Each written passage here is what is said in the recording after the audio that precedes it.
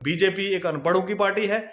अनपढ़ लोग चला रहे हैं इसको, अनपढ़ लोग कुर्सियों पे बैठे हुए हैं, और अनपढ़ता ही एक ऐसी चीज है कि जो आदमी को कुछ भी करने के लिए तैयार कर देती है, जो बीजेपी करवाती रहती है टाइम टू टाइम, वो आप सब लोगों को पता है। तो कहीं नमस्कार, आदाब, अस्सलाम वालेकुम, खैरियत से होंगे आप सब लोग, ऐसा होप करते हैं। तो इतिहास गवाह है दोस्तों कि जिस चीज को भी, जिस इंसान को भी जितना दबाया जाएगा वो उतना उभर के बाहर आएगा। तो आज एक बार फिर से हिंदुस्तान के कानून को, हिंदुस्तान की एजेंसियों को मोदी जी ने ताक पे लगा दिया है, आज मनीष सिसोदिया जी की अरेस्ट करके। मैं आपको यहां से बताना चाहूंगा कि हिंदुस्तान के अंदर, एजुकेशन के अंदर आज तक के हिस्ट्री में इससे बेस्ट काम ना हुआ है कभी, और ना शायद कभी आगे होगा। मनीष जी ने वो काम दिल्ली के अंदर करके दिखाया, जिसको देख के, जो अरविंद केजरीवाल जी का मॉडल था, मनीष जी की मेहनत थी, उस मेहनत को देख के बीजेपी घबरा गई है कि अब हिंदुस्तान के अंदर गरीबों के बच्चे पढ़ने लगेंगे, और अगर वो पढ़ लिख गए तो बीजेपी को जो है दरकिनार कर देंगे, क्योंकि बीजेपी एक अनपढ़ों की पार्टी है।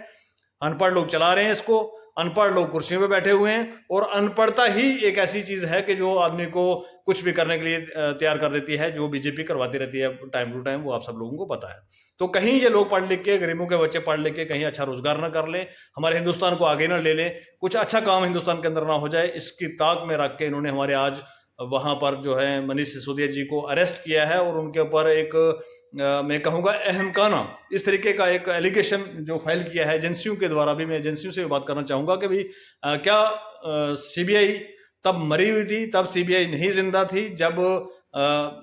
संसद के अंदर तमाम सांसद, तमाम अपोजिशन पार्टीज चिल्ला चिल्ला के कह रही थी कि भाई अडानी के ऊपर जो है कोई कार्रवाई की जाए, क्योंकि गरीब लोगों का पैसा जो है एलआईसी और दूसरी एजेंसियों के द्वारा जो है डे बाय डे डूबता जा रहा है, डे बाय डे डूबता जा रहा है, लेकिन इन्होंने कोई कार्रवाई नहीं की। और दूसरी तरफ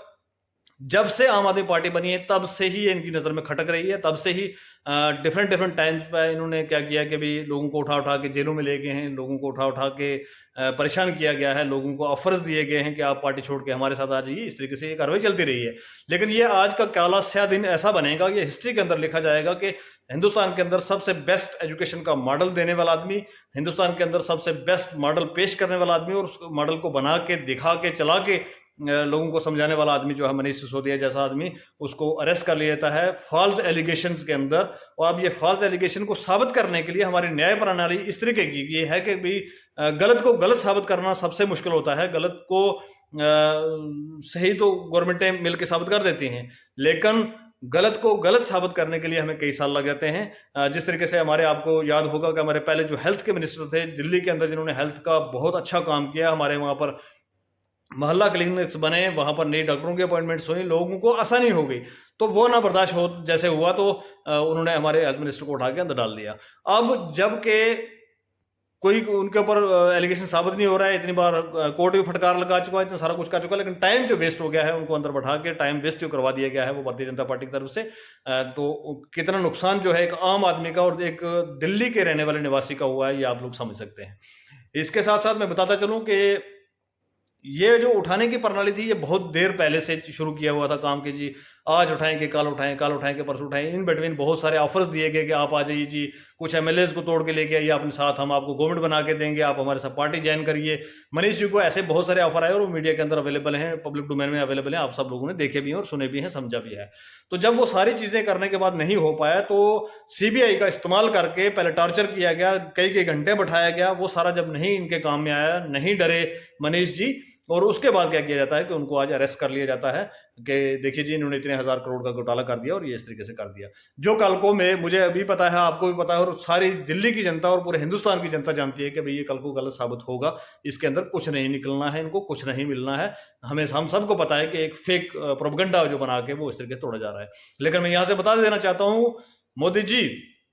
मैं बता देना चाहता हूं आपको कि आप जो ये कर रहे हो बहुत गलत कर रहे हो, पावर का नाजायज इस्तेमाल कर रहे हो आप लोग, और ये पावर हमेशा जिंदगी में हर किसी के पास नहीं रहती है, लेकिन जिस दिन आप कुर्सी से उतरोगे तो आपका हशर भी जो है वो उसी तरीके से होगा कि जैसे हिटलर का हुआ था। ये हिटलर शाही जो 2014 से लेकर आज तक चलाई जा रही है, आप अपोजिशन को इस तरीके से खत्म करोगे कि भी अपोजिशन के ऊपर फॉल्स एलिगेशंस लगा के, फॉल्स ये चीजें लगा के, उनको अरेस्ट करके जेल भर के, तो ये इस तरीके से थमने वाला नहीं है। और दूसरी तरफ से मैं खुश इसलिए हूं कि जितना भी आम आदमी पार्टी को दबाया जा रहा है, जितना आप दबाओगे हम उतना उभर के बाहर आएंगे और इंशाल्लाह इससे डबल ट्रिपल ताकत के साथ उभर के आएंगे। अभी हमारी 2 स्टेटों के अंदर सरकार है, 2024 आने दीजिए, आपको कुर्सी से उतार के भी भगाएंगे। ये जनता जो है यहाँ की देख रही है और समझ रही है चीजों को, कौन कहां पर क्या कर रहा है। हमारी 2 स्टेटों के अंदर सरकार है, पंजाब के अंदर और दिल्ली के अंदर। दिल्ली का मॉडल, पंजाब का मॉडल आप देख लीजिए, लोगों को इलेक्ट्रिसिटी फ्री है, पानी फ्री है, हेल्थ की सारी सर्विसेज फ्री हैं, एजुकेशन के ऊपर इस लेवल तक का काम किया जा रहा है कि हिंदुस्तान के अंदर इससे पहले नहीं हुआ था।